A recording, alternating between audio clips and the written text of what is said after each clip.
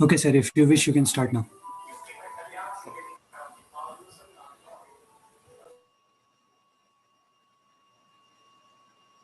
Mm, So I was thinking, uh, so how should we go about it today? Like, since we have to cover deep, network, we have many things to cover. So I'll just go over the basic mathematics of the neural network, whatever is can be happen today, and then tomorrow we'll try to do an implementation tomorrow or day after in the by trying to train a neural network using TensorFlow. Okay, where we will just do the coding and not any theory. Today we'll try to cover some theory and the notes based on that. Okay, so for this purpose, allow me to share my screen, and I am allowed to do that. That's perfect.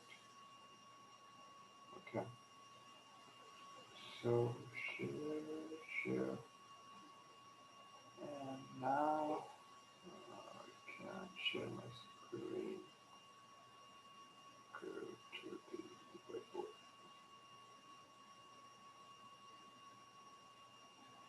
Yep. So just taking a bit step back on the yesterday's class, day before yesterday's class probably, we did try to cover few of things, which was we covered the SVM and the loss over the SVM. So if you look at it, we'll try to walk through an example today. So let's say that we have a pen, a ball, and a cup. Or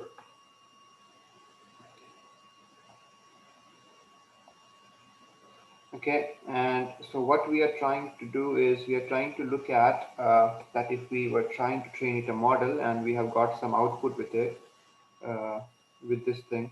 So what would be the preferred value so that we are getting from the output, or like the scores of the different one, and trying to recalculate it through our model and see how loss is going to happen. So let's take some values like the output would be 3.2, 5.1, minus 1.7. Then you have 1.3, you have 4.9, and 2.0. And then you have 2.2, 2.5, and minus 3.1. So where these are the predicted scores, and so this was the real class Penrod and Carr. So if I try to look at the score and try, we saw that the loss formula that we covered was actually, come on, this time. So we did cover the loss formula, which was the loss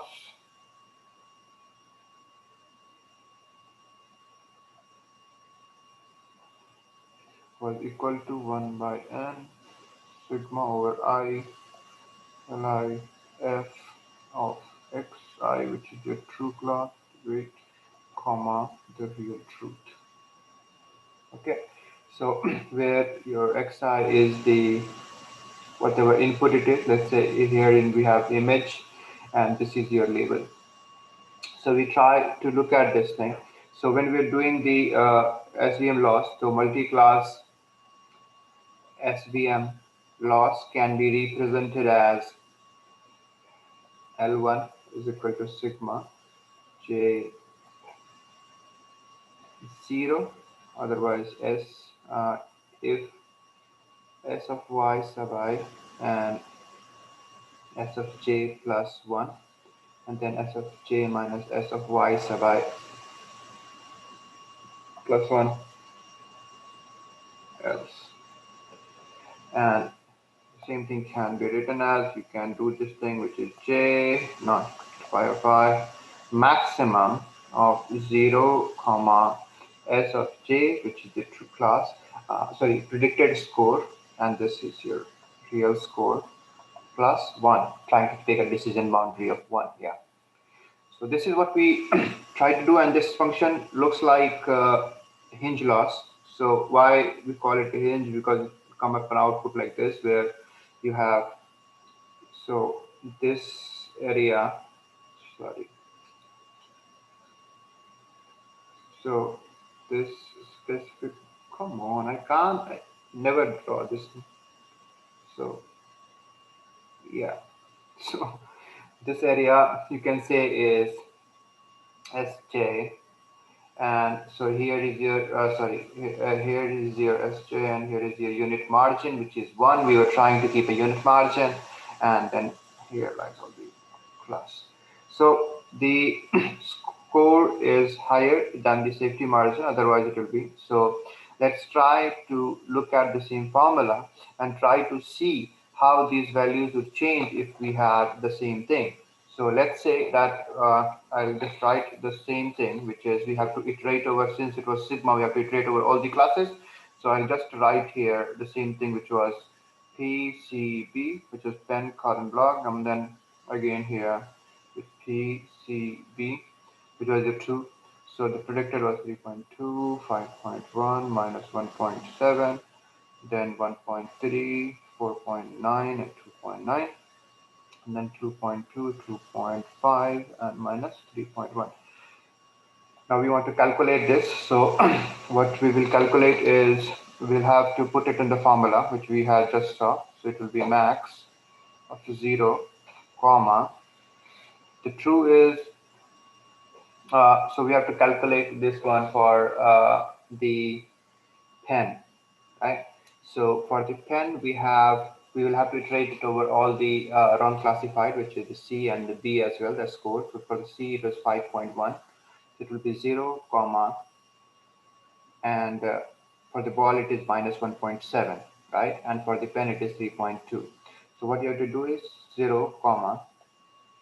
So for the first one, we have 5.1. So 5.1 minus 3.2, which is a true, plus 1, plus maximum 0, comma, minus 1.7, minus 3.2, plus 1. This is how we're trying to minimize the loss. If we calculate this, so it will be maximum of 0, comma, 2.9, plus maximum of 0, comma, minus 3.9. So if you do the maximum, 2.9. So this is the we got loss for the class B, right? So similarly, if we calculate it for the C, it will be max of 0, comma, 1.3, minus 4.9, plus 1, plus max of 0, comma, 2.0, minus 4.9, plus 1. So if you solve this, this will be 0, comma, 2.6 max, then max of 0, comma, 1.9, which is equal to 0. Similarly, if you calculate it for ball, it will be 12.0. So now when we calculate the loss, we will have to just do a summation over all of them. So which was the formula here. So we will do the summation for all the classes. So it will be 2.9 plus 0 plus 12.9 by 3, which is the total divided by n. Okay, so this is what we have seen till now, and so the total, so the output of this would be so 5.27. So this is the score that how bad our classifier is performing on all of this one. Okay, since we looked at in our loss formula. So this is what we did in the cost in terms of loss function. There can be different loss as well. So you can understand the variation that we try to derive on the other day just to maximize and the margin or define the better margin for this one. Now let's try to come over the neural nets. So neural nets is like, I'll not just go into the very basics of it, like I'll just go into the basics, but not go into the biological side. So neurons, we all understand the neurons from the brain.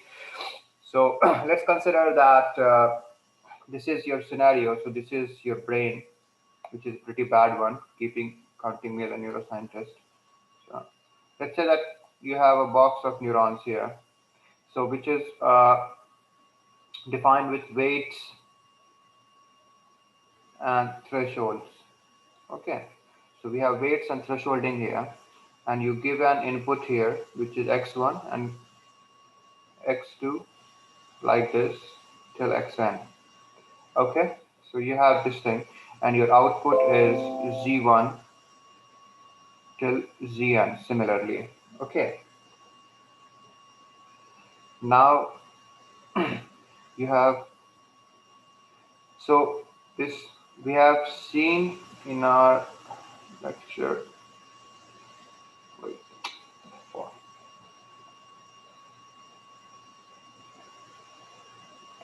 don't know, there's something problem with it. So we have seen in the lecture that Z can be expressed, any neural net can be expressed as the function of x vector, weight vector, and threshold vector. Okay, so here this is an input. So neural net can be a, so if you just try to understand this, so you can always say that neural net is a function approximator, right? So you can just say that the function approximator, you can express it as theta of g x another rotation. So this is a performance function, right? So we have a performance function. So this is the desired vector, what we want, and this is an output vector. Okay. So one way is to solve this is like we take the magnitude of this one. So we will have p is equal to this thing, which is theta vector dot z vector, and you will get something like this.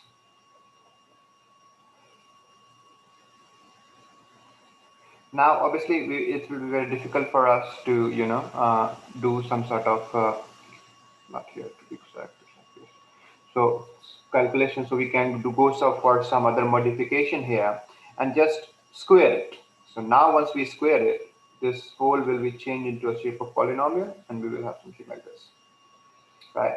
So there is another thing that is, in order to minimize it and looking at it from the other angle, mathematical simplicity, you can do a minus multiplication over it as well, which is represented like this, and the same thing can be transformed as a mirror, which is like this from the graph class. So the objective is to take weight and threshold and maximize it. So let's try to look at the same thing using contour. So this is a contour that we are looking at. So let's say that you are here.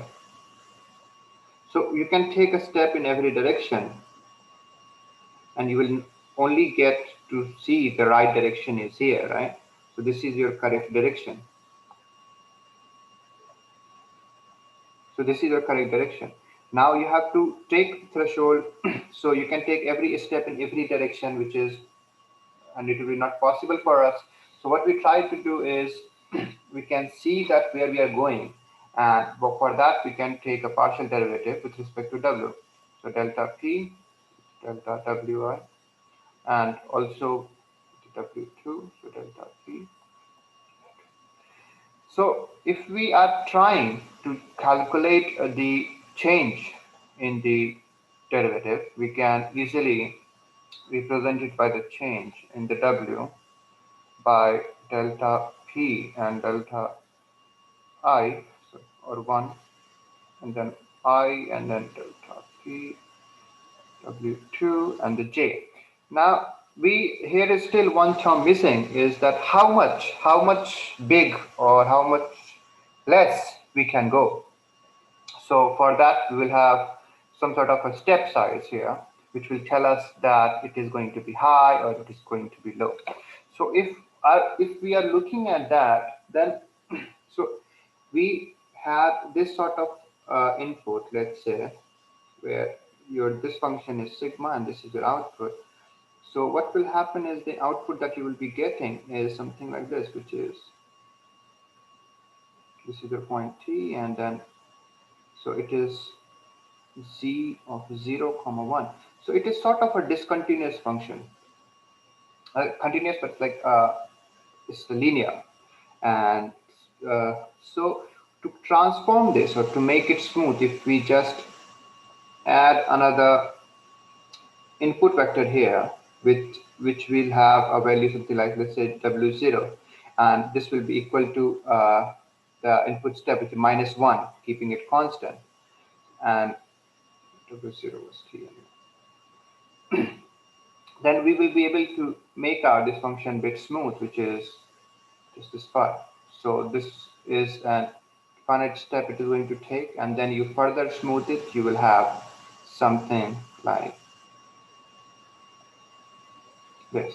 So we already seen that you have where x is the input, this can be referred as a sigmoid, which is 1 by 1 plus e raised to the power minus x. Now let's try to draw a simple neural network, which is just with two neurons. So we have an input here, and we okay.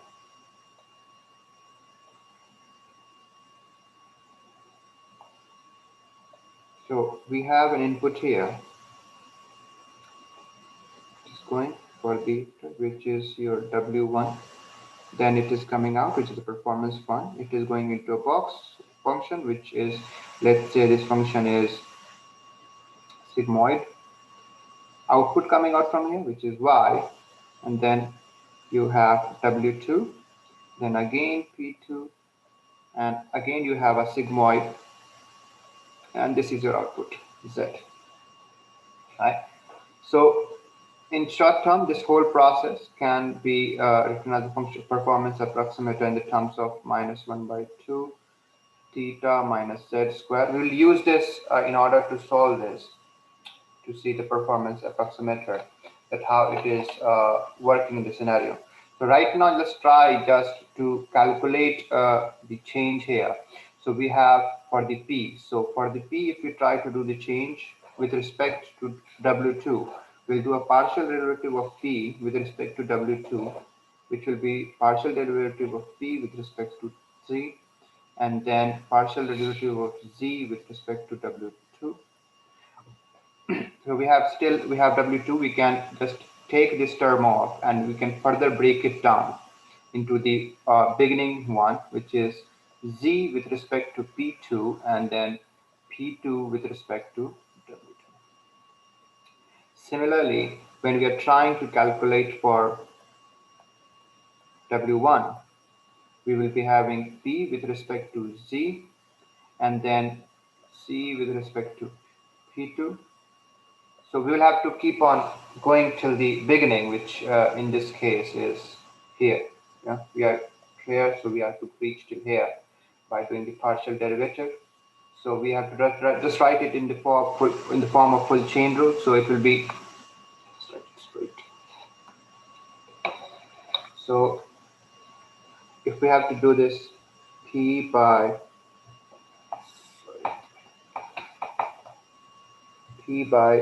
W2, this will be equal to P by C, then C by P2, then P2 by Y by P1, and then P1 by W1. So it's something you will be able to easily see is this is sort of a chain rule that we are trying to do, right? So this is what we are trying to solve here, which is this thing. So just say that if we use the function that we defined before, which was p is equal to -1 by 2 theta minus z square, and try to substitute them into this value equation for finding the values here. So what we are going to get is the question. So we are going to try to find out P1 by W1. So and Py by P1, P2 by Y, Z by P2, and P by Z. So beta is equal to 1 by 1 plus e raised to minus x. So delta beta by, let's say, delta. So let's take it alpha. So delta alpha is equal to d by d alpha 1 plus e raised to the power minus alpha minus 1. Now you did the differentiation, it will be easily done. 1 by 1 plus e raised to the power minus alpha minus 2 e raised to the power minus alpha. Solve it further. You will be able to get e raised to the power minus alpha 1 plus e raised to the power minus alpha into 1 by 1 plus e raised to the power minus alpha. Now I just add plus 1 here and minus 1 in this step, in this one. So it can be done. So 1 plus e to the power minus alpha, then again minus 1, and then 1 plus e to the power minus alpha multiplied by 1 plus e to the power minus alpha, which will be equivalent to 1 plus e to the power minus alpha by 1 plus e to the power minus alpha. It is simple mathematics. 1 plus e to the power minus alpha multiplied by 1 by 1 plus e to the power minus alpha. Now, this is already your term beta, and this is also your beta. So if I try to re-express it in the terms of the terms, we can easily write it as beta 1 minus beta. So if we try to solve this equation, you have dp2 by w2, which can be taken to y. Then once we do that derivation, it will be equal to y. Then you had p by z, it is equal to theta minus z, and then your second term, which was in the middle of it. So the second term was z by p2. We just calculated, and it is equal to beta minus 1 minus beta, which will be equivalent to z minus 1, z into 1 minus z, and then and your last one was dp by dz is equal to theta minus z. So now when we are trying to do this, and then we are trying to use a step function, or you can say the rate that we used in order to multiply with that in order to get it faster, either conversion or looking at the step in order to move in closely, how bigger the step should be. So if your step is very, very less, as you look at this whole, derivation, uh, from you, when you look at this whole derivation, you can see that this is going to take so much time in terms of calculation, right? So what you would want is somewhere, so if it is very high, it will go too much high, so it can be going to infinity. If it's too low, it takes so much time.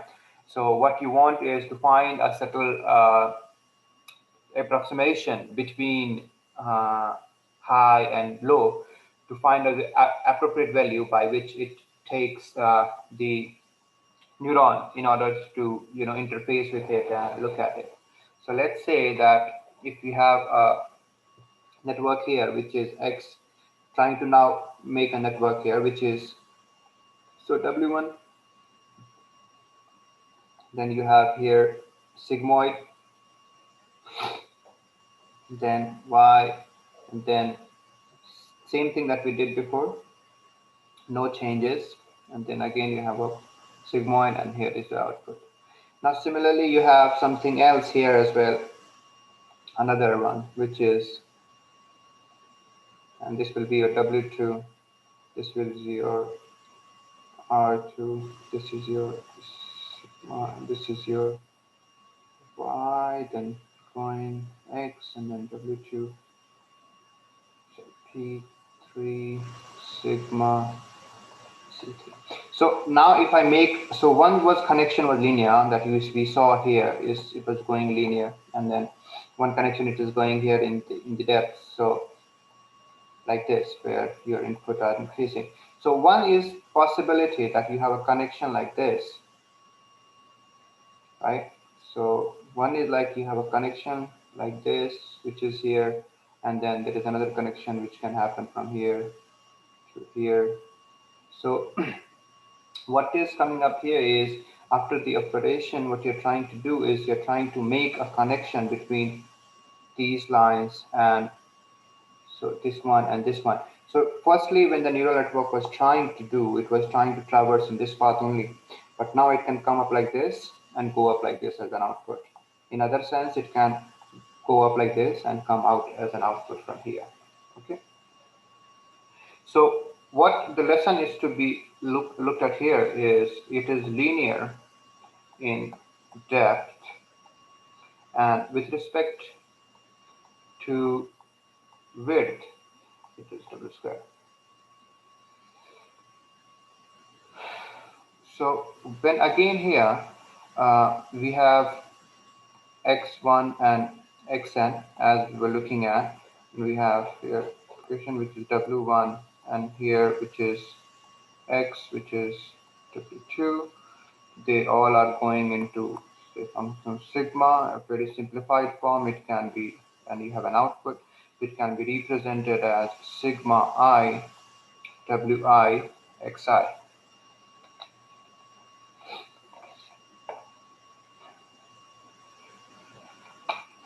have something to say.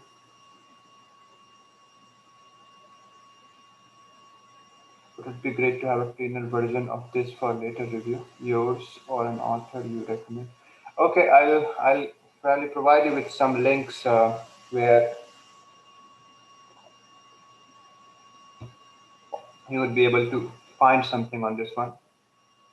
So actually, this beginning part, which is, if you're worrying about this derivation, yeah, I can understand that I might have rushed it a bit because of the time constraint and other stuff.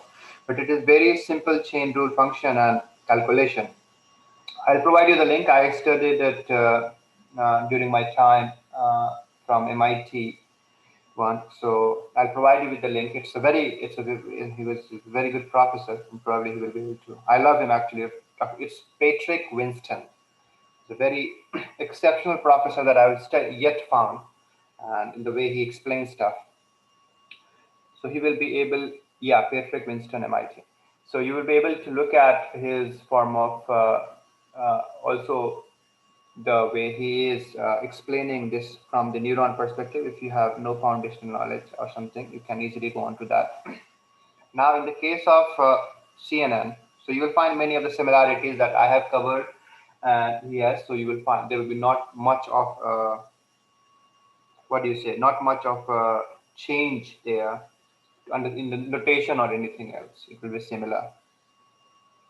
So in the case of CNN, we have this thing. So now for moving, this was a simple neural network. Now we have gone towards the convolution neural network. In the convolution neural network, it's the term new introduced is convolving, right? So what convolving does is actually you decide a kernel that you have, and it's like a filter, and it is a filter actually, and then you multiply that with a patch of the image of the data input, and it converts it. Okay, and then you shift it and you keep on calculating it. So let's say that you have this image of 128 by 128. Okay, and so you took first patch of the image like this thing. Okay, so let's say that you took only the first patch of this thing. So you did this computation and then you give it an output. So here this will represent a point. Now you moved it one slot and then you come here. Okay. Now this output will again be another point. Similarly, you move here and go here.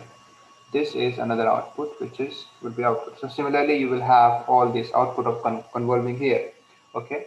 So what you try again is you can do two things. Is here again when you have so many points already there, you can again select a grid, which is maybe 2 by 2 or 3 by 3, and you take out either the maximum of this thing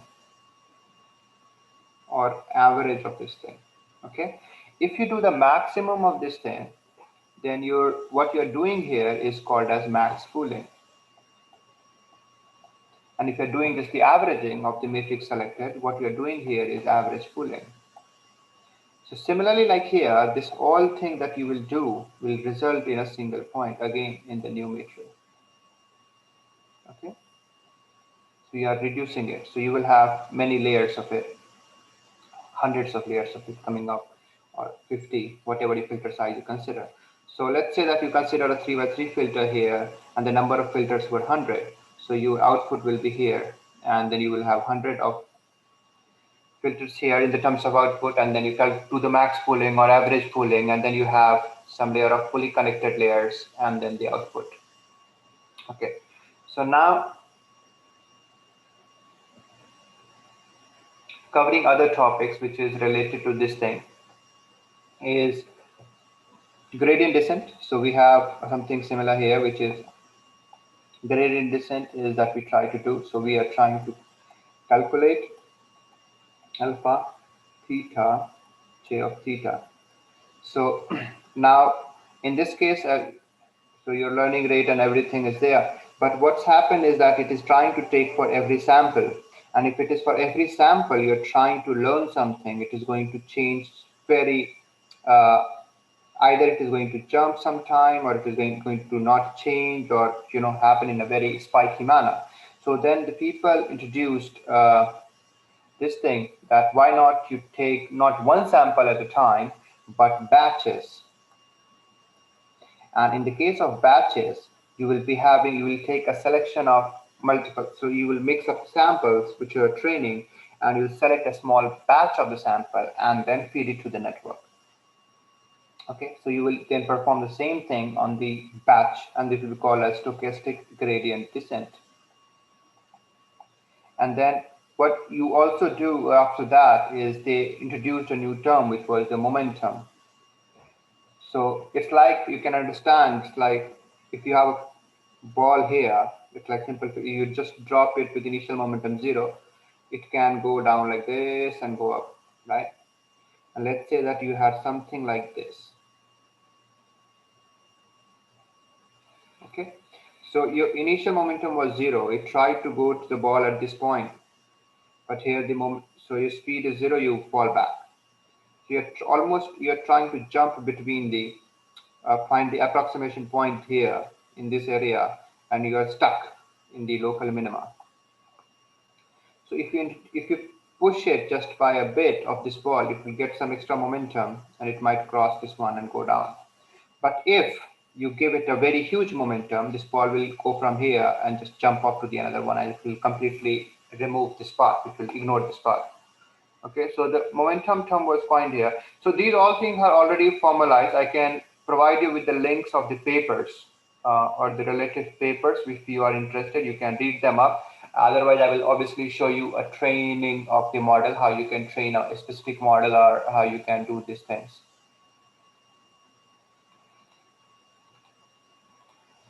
Okay, so we introduce the term momentum here, and come on, surfaces sucks.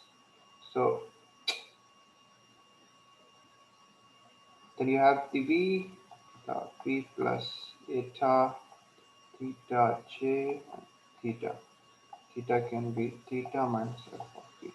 Then you can add acceleration. So this is like you keep on the people have been keep on adding the terms. So you add the acceleration, then your neutron momentum comes into the picture, and other stuff. So we'll not. Then you have you can add an acceleration. Then your comes up to the another one, which is adaptive gradient, and then you have the ADAM, which is adaptive momentum. So you can write down the formula if you want, but it's so for example, I'll just write it down in order to do that. So for example, if you have an adaptive gradient, then it will be theta t plus 1 with I is equal to theta t comma 1 minus eta g, come on, gt comma I 1 plus theta t comma I j of theta t comma 1. So this is similar. So then your Adam will be also there. So there are plenty of formulas. So I will just provide you with proper links to all of them, which you can use, and then we will be we also will be interested in using some of them in our own lecture. So let's try to understand for a moment, which is one of the important term, is that how does a back propagation actually works. So in terms of minimizing the loss, we try to learn from the network and back propagate it, right? So let's say that you have one very small network here. Okay, so this is your input, and this is and then you have this output,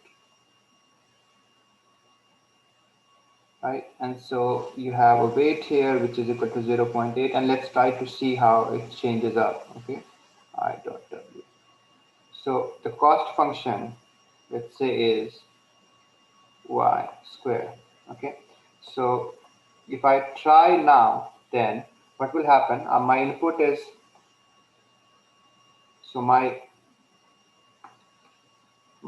input is,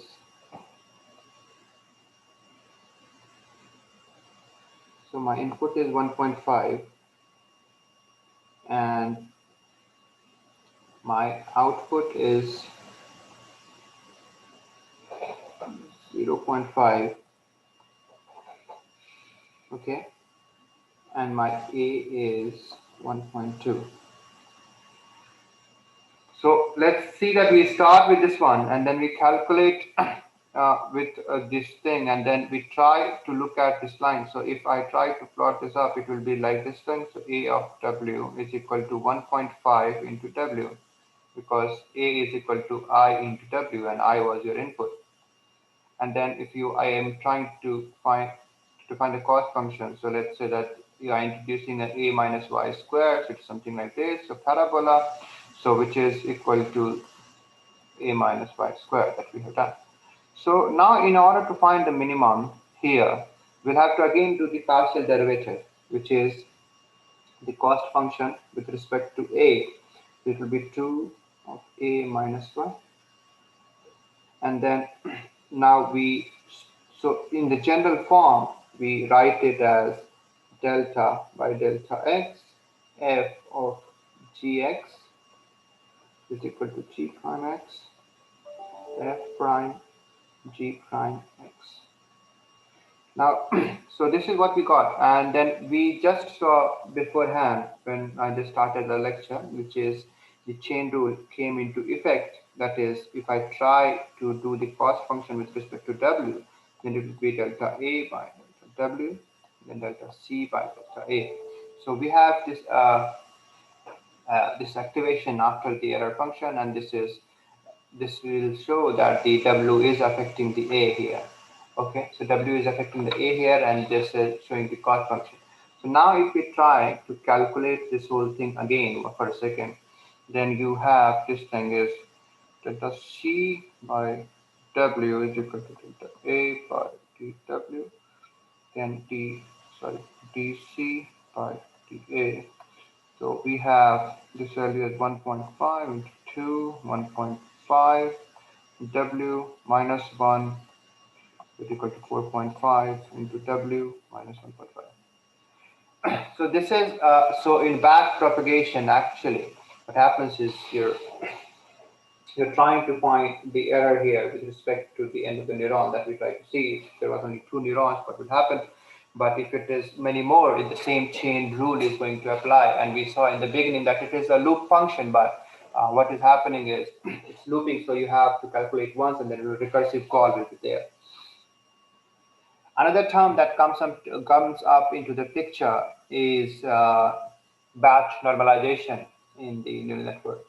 So batch normalization is important in order to, because you're trying to minimize the loss, right? So let's say that you have, what will happen if you don't normalize data is like you say that your one class is scaled at, let's say 0 to 1, but another data has been set from 100 to 100, or something of the same class goes from 100 to 200, then there will be a huge spike there to learn and other stuff. It will make the data deformation, and it will be much of a headache to control the parameters in order to minimize it. So you can have a problem of a vanishing gradient or something like that, because what will happen is like you have neurons here going backwards. So in the case of vanishing gradient, what happens is After a certain time of back propagation, when you're trying to make things learn, which is by the error, you're calculating the error and transmitting it with every, it is connected to every neuron, so you're calculating, and then it is going to this one. Similarly, it is all connected. Similarly, you're trying to propagate it throughout, and then we try to see that what is the error here, right? So we are trying to see in the case of back propagation. So if we have a very huge one, then it will be, what will happen that this part is getting learned, but this part of the neurons are not getting enough transmission in order to learn. So you have a vanishing gradient problem here, in which what happens is like the further gradient, much farther it can't go. There's a paper on this one. If you want to look at it, you can go on. So for the normalization, you just introduce the term, which is x minus mu by sigma and deviation, which is very simple. At the last layer, we have the softmax layer, which is something you can call it to find the probability of class 1 or class 2. So what you do, the softmax is simple, which is the probability of class 1 is equal to, let's say, C1, and probability of class 2 is C2. Then this will, the softmax of class 1 can be written as E of class 1 by E of class 1 plus E of class 2. And this can be again minimized to 1 by 1 plus E raised to the power class 1 minus class 2. Sorry, class 2 minus class 1. So ultimately, when you're looking at it, it's a sort of a sigmoid function again, and we are looking at all those possibilities. So in CNN, so just drawing a simple architecture here for the CNN, you have your input layer. So input layer is a 2D matrix. It can be 2D, it can be 1D, it can be 3D. Then you have your convolution layers. Okay, and in one convolution layer, you try to do this thing is you have one convolution layer of filters, which is kernels. You define the size of the kernels, okay, and the number of the kernels. Then you have activation function. Oh, we did not, we'll just look at it like ReLU. We already see the sigmoid. So it's like multiplying them with the output with this box that we saw, that was an activation function, right? Multiplying the output or something else, okay? And then after this, you do a max pooling or average pooling. This is generally used to reduce the dimension as well. Okay, so this is what we do, and then you connect your networks, which is C1, convolution 1, then convolution 2, convolution 3, keep on doing it as far as you want, and then you have fully connected layers and then output layer. Before that you have, so you have dense layer and then activation function, and then here, which is just your softmax. And if it is a class, which is you're doing a classification, categorical classification, then you have, let's say, two classes, and so it will give you an wholesome value of which class it is. Okay, so it is as simple as that. So this is generally how this whole set of CNN goes. There are other variations in the CNN as well. Like what you can do is when you are feeding this block of neural network, doing the operations of convolution, which is matrix multiplication, nothing else. What you're doing, what you can do also is, what you do here is you give an input to this network, and when you are giving this output of C1 to C2, you can also give an input to C2 as well. Similarly, when C3 is getting an output of C2, you can give an input of C1. No, sorry, output of C1 as well.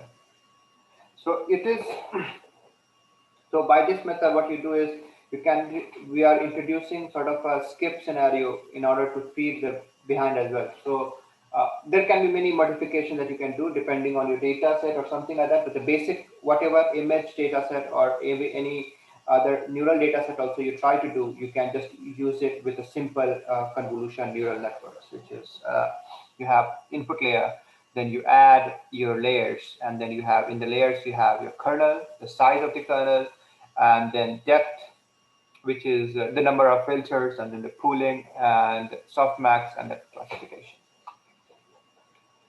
Okay. Now let's quickly try to go through something, and then tomorrow we'll be able to code something. So this is the so just a bit of a biological background to neural networks is you have this neurons and other stuff, but we have an input here, and then you have a function, you have the weight, you do some, and then you have the activation function. Okay. So this all we studied, and we looked at the derivation anywhere. So you have input x1, input x2, x3, you all are connected in the hidden node layers, and you have an output w1 or w2. Similarly, that we look at the activation function, it defines the output of the input or set of inputs, or in other term, defines the node of the output of the node and is given in inputs. So they basically decide to deactivate neurons or activate them to get the desired output. They also help to normalize the output of any input in the range between 1 to -1. Activation function must be efficient, and it should reduce the computation time because the neural network sometimes trained on millions of data points. So this is your neuron in the basic weight and average that we have seen is Wx plus B. So weight is W is the weight, X is the input, and B is the bias.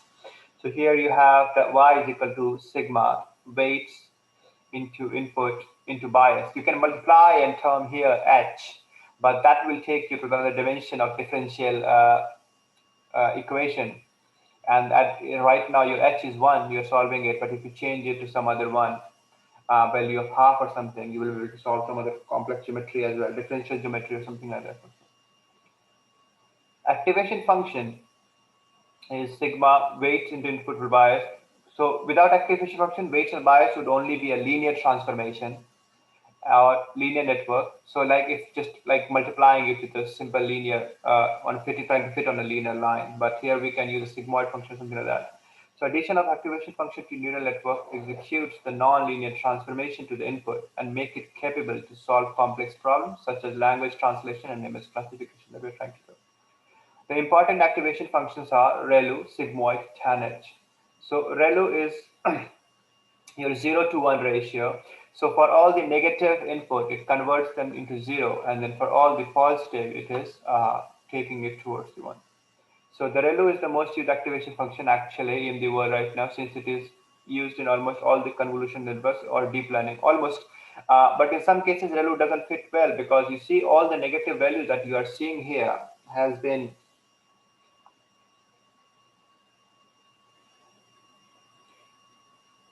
so whatever negative value here you have is compressed to 0. So in many of the cases, you will not favor this one, right? Because let's say a very basic example, you will not favor this in, at least in the case of signals, right? If you're trying to feed the signals, if it is going negative and to 0, it is not going to help you in generative networks or something else because your half of the information is curved down because the signal can be represented as this one, positive, negative. But yeah, you can also do this thing is in terms of classification you can, but in terms of generating or making the model learn, it will be very difficult because it will not be able to learn the time information. Similarly, if you have something here where 1D convolution can be used, so let's say that you have a signal, so y is equal to sine x, and then you have all the values. So in that case, you can use a convolution network, which is your signal is like this,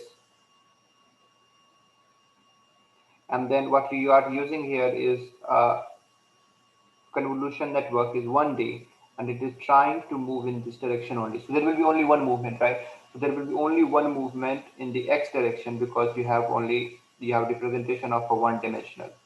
When it is an image that we have seen, it is in the two dimensional. It is going down as well as in the right. Okay. So, so as ReLU is the rectified linear unit, you can say it is Fz is 0 when the z is less than 0 and is equal to z when z is above or equal to 0.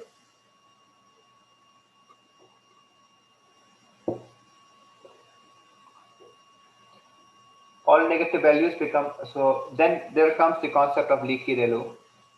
So it is solving the dying ReLU problem. It is the same thing that we saw in the vanishing gradient. Similarly, in the dying ReLU, it is unable to learn the negative function or something like that. You reduce dying ReLU. So here you have some negative value as well. So the range of leaky ReLU is minus infinity to infinity.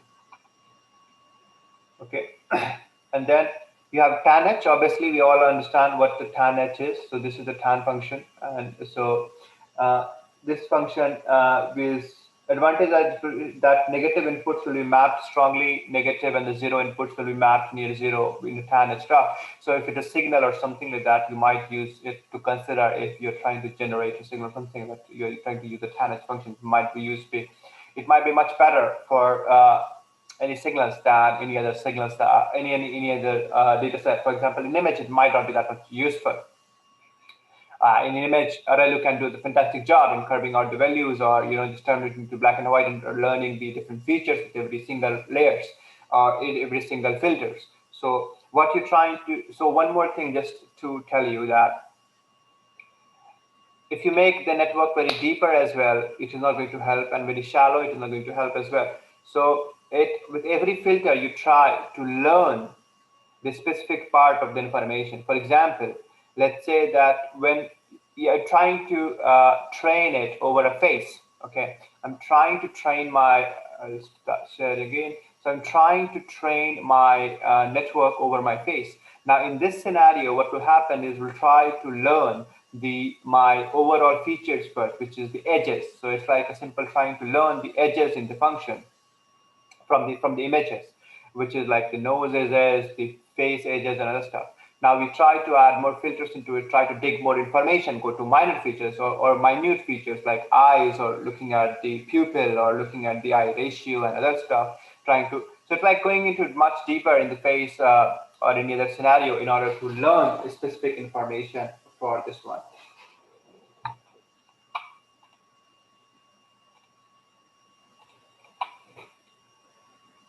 So then you have the sigmoid function. Again, we have looked at the sigmoid activation anyway, so not repeating it again. So we have seen it in the terms of gradient descent that we saw the plot that I draw the parabola. If you're at a certain point, you try to find in which direction to go to order to minimize the solution. For that, you use the first order differentiation in order to find out which point to go towards in order to do this differentiation, right? So in different direction and how much to change or update the curve depending upon the slope. That is what we're trying to do. So check out, so example that we are trying to see is how the weights and bias will be updated. So let's say that we have an array 0, 0, 0, 1, 1, 0, 1, 1, and we try to run this array. So we define our initial weights as 0.1 and 0.2. Bias is 0.3 and learning rate is 0.05. You define a sigmoid function and then define the derivative of the sigmoid function. So for epochs in range of 10,000, so you're going to print the whole thing is going to run till 10,000 times.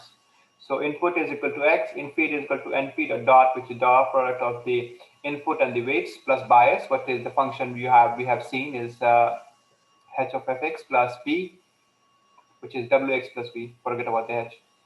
So now the output is the out in the sigmoid in the infeed, and then we're calculating the error. So error is obviously that we have seen in a few classes before, that out minus y, and the x is the error dot sum, and then we print x. So then we see the derivation, and then so d out is error, and then we find out the sigmoid differentiation one, the differentiation sigmoid, which we have used here as an output, and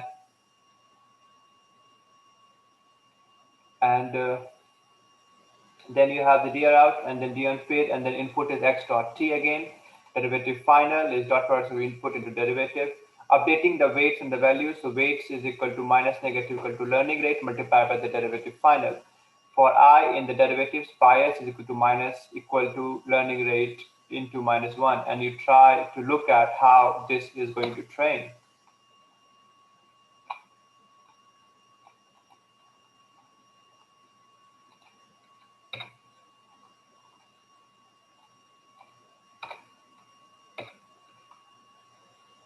So as soon as you see, you start training, it is showing you these values, which is changing. Similarly, if you keep on going on to the 10 or 100 or 1000, it will generate that much amount of computation and calculate all the values which are going down. You see, so you can see start with 0.00017 and start with 0.0014. So now you can check the weights and bias. So these are the weights and the bias. And checking the sample points are update, weight, and biases. So sample point is array. Then result 1 is the dot product of sample point into weight plus bias. And the result 2 is sigmoid of the result 1. So you're trying to find out for the sample point, which is 1, 0, and the result is 0.98, which is output is almost 1, which we expected. Similarly, the sample point is array which is 1, 1, and then your result is dot. Again, you have the weights and bias, and try to do this again, it is 1, right? So to calculate the weights and bias, and then it is again 1. For 0, 0, you see the dot product of sample point, weights, and bias. You calculate it, it is 0.4 or 0.37. So depending on the weights and biases, it is going to change the values. Okay. So this is a very basic of say neural network that we have. So it's the basic fundamental remains completely same. There is nothing much advanced that we did. Instead of changing the function, we looked at the function, interconnection of the function, the partial derivative in the form of chain rule, which is updating the parameter. We looked at the gradient descent in terms of finding the direction in which we have to go in order to minimize. That's why we calculate the first order differentiation, which which you might generally be knowing already, or not. If you're not known, then it is there. And so the deeper neural nets is like simple same connection of these things, and it will like expand it from the form of the partial derivative, which is which can be a recursive function in terms of calling up the function, calculating each time the weights and biases. Now so tomorrow probably in the class we are going to look at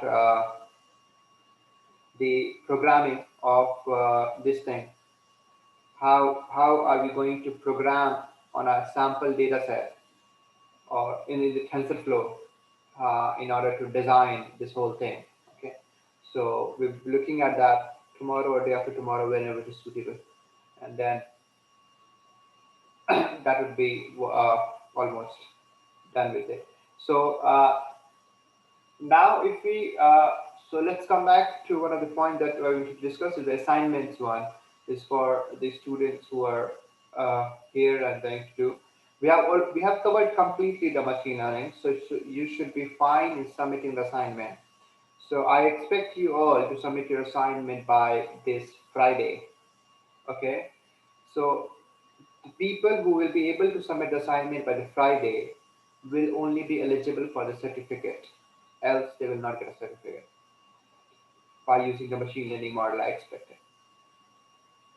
You can say that to your friends, and PGNC, you can take a note of this one as well and put it on Slack if needed, right? So the machine learning has been covered completely. So you can create a small channel, no, not channel, but you can ask them to submit it to you, and then you can pass me over so that I can check it. PGNC, is it fine with you? Yeah, is it totally fine? Yeah. So that we know that many students are not coming. Are they even reading or not? I don't know. So just to make sure of these things, I'll try to put up speak. Sujit, Yes.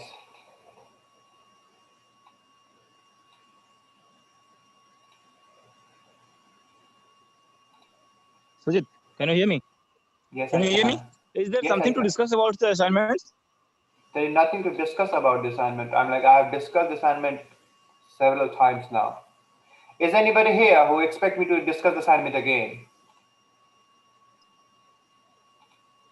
If you're fine with just give me a thumbs up.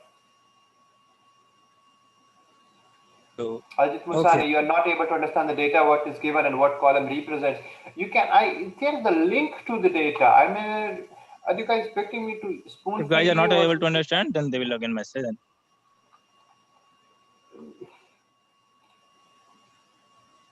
there is data link and everything. You go there, you will be able to look at it.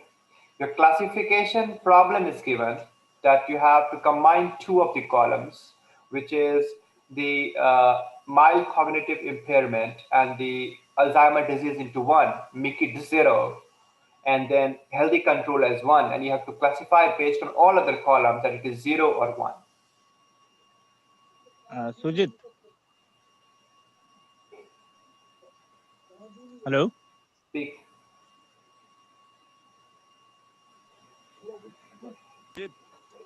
Yes, I'm listening. Go ahead.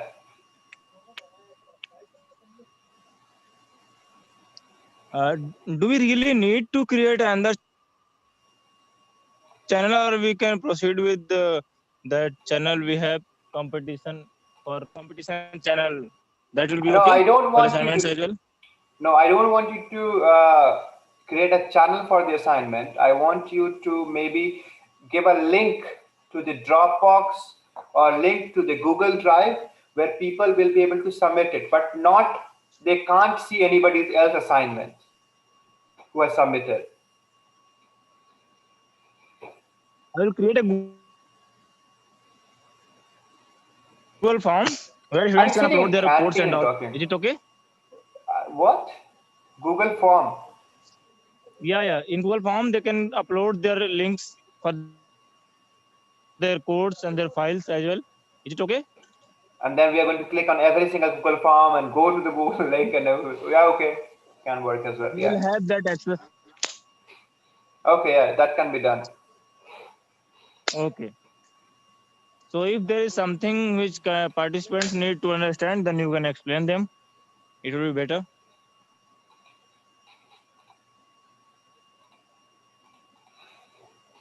Okay, I would recommend you to read it first through the website. Yes, the link I have provided, it will be able to explain you.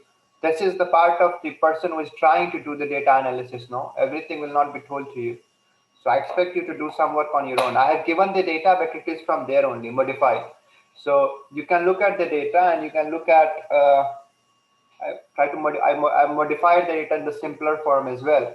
Look at that and then you can try to understand this thing, which is very well what that column Okay. represents and other stuff. However, the column names have been given to you and you can easily do that. Let me just quickly have a look at that. So one is your data dic.csv and you can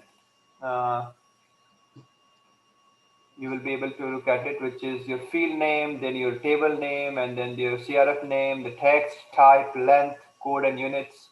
These are there.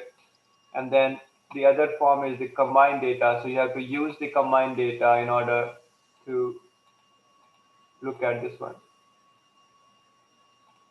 So if you open the combined data, so you have RID, STID, and Okay. I it have is, and then you have other columns and Okay. every other stuff which is given here. So you can look at what is important, what is not important. One of the few of them are very obvious. Your exam date, then your agents and other stuff. So you can look at all those things in the terms of column. Even if still you don't be able to understand it, then let me know. Just try to look at it on yourself, and then I'll explain it if it is required. Yeah, if you need something to be explained, then I will personally contact you, and then we can discuss over what all the information we need to submit the assignment, and then we can create a Google form. That will be better, I think. Okay. However, it is written very clearly, mild, moderate in the So if you look at the one of the data which is there in the combined data, and then there is, so you actually have to train it on the combined data, and then you have data dic.csv where you will have this whole thing, which is the data thing, description. So here Data dics is the I data would also description like of this one. I would like to ask with candidate participants, if you want anything to ask with Sujit, then please ask him about the assignment and other things as well. It is a better time. Okay, After that, we'll be creating. and